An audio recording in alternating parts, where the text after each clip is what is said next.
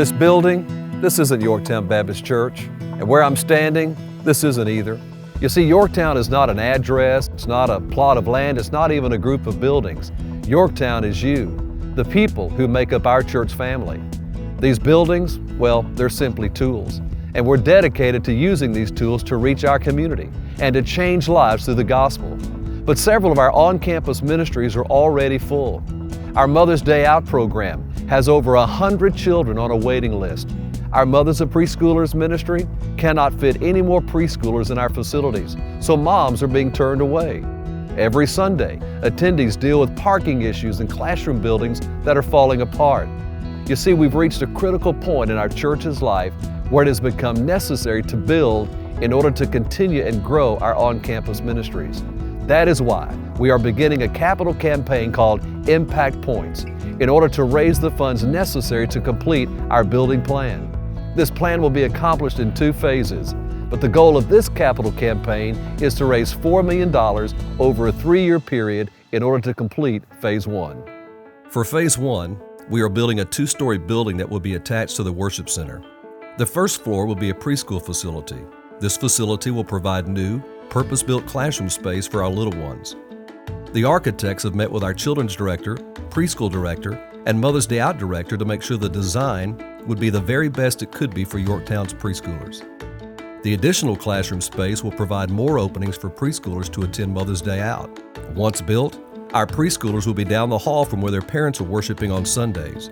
Parents will no longer have to drop their preschoolers off in a separate building across a parking lot. Something that's really scary and nerve-wracking for a new mom is to walk her child across the parking lot and leave them in a building where they know that they're not going to be. A lot of our visitors have a hard time leaving their children for the first time, knowing that they can't just pop their head in the door, look through the window, and check on their child. The classrooms vacated by the preschoolers will be remodeled and will provide permanent classrooms for our adult Bible fellowships so that they will not have to meet in the temporary buildings or share classrooms with YCA any longer.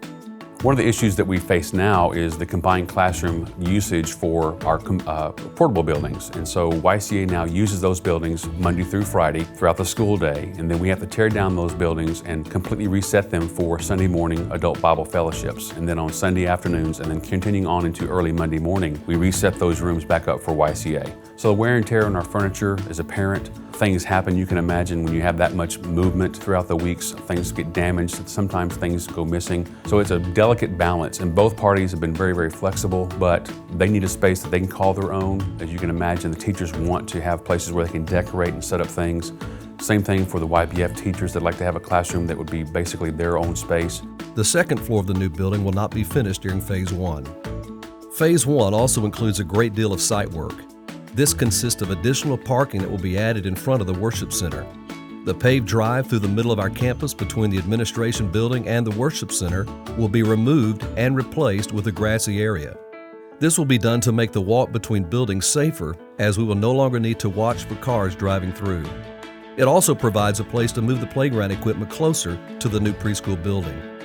A paved driveway will be added behind the worship center to enable attendees to get around to all parts of the campus and to help make pickup and drop-off for YCA quicker and safer. Phase 2 will see the second floor of the new building finished. When completed, the children's ministry will meet in this new space. This children's facility will include classrooms for all children's age groups and a worship area for Kids Church. There will also be several classrooms for YCA in this area, which will allow them to vacate the temporary classroom buildings. And as we talk about the classroom buildings, please understand they've been there for probably over 15 years. I believe they're about 5 or 6 years past their prime. We've renovated both CB1 and CB2, the flooring throughout the entire buildings twice.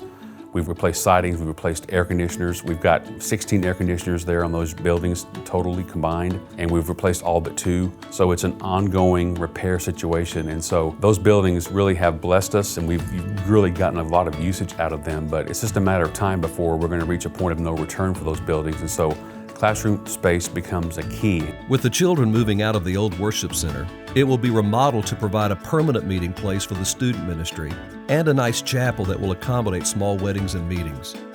YCA's move into the new classrooms will leave the temporary classroom buildings empty so that they can be sold and removed from campus. One of the questions that might be asked is, why are we spending money on buildings and versus spending money and our resources on doing ministry?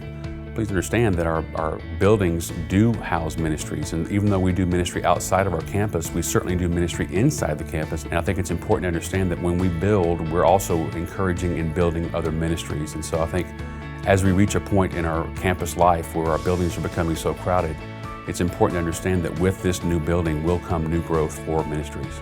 Our buildings are constantly used, and that's the exciting thing. Even with a new building, our building won't just sit there. It will constantly be used for ministry. We want to make sure that we use the things that God has given us to grow His kingdom in every aspect that we possibly can. Some of you have spent your whole lives here, or a significant amount of time here, in a building you had nothing to do with that was built. You had no investment, you had no time you spent, you had no prayer you spent, you had no money you spent, but somebody had to make a decision at that point in time to sacrificially give in order for that generation as well as generations in the future to have their needs met. I'm thankful personally for those people who were willing to invest in bricks and mortar for community, for experiencing and equipping believers when I wasn't even a thought about being here in Corpus Christi.